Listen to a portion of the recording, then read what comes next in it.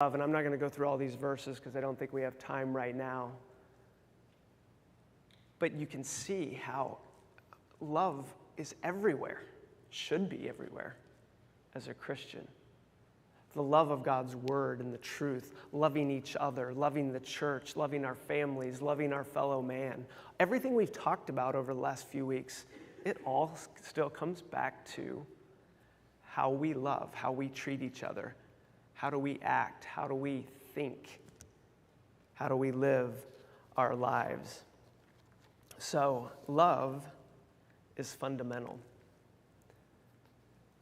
At the very end of chapter 13, it says, "But now faith, hope, love abide these three, but the greatest of these is love."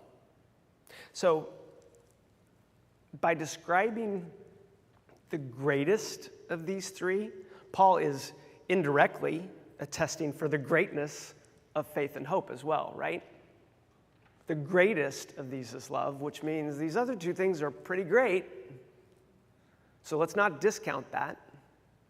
Let's talk about that. Faith is great. Love is greater, but faith is great. Faith is fundamental. If we look at Hebrews chapter 11, verse 6.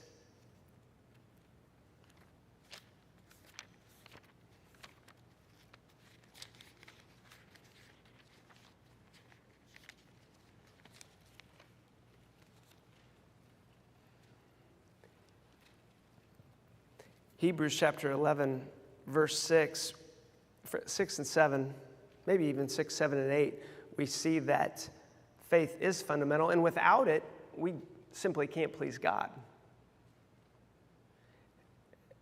It says that very beginning of verse 6, "And without faith, it is impossible to please him. For he who comes to God must believe that he is, and that he is a rewarder of those who seek him."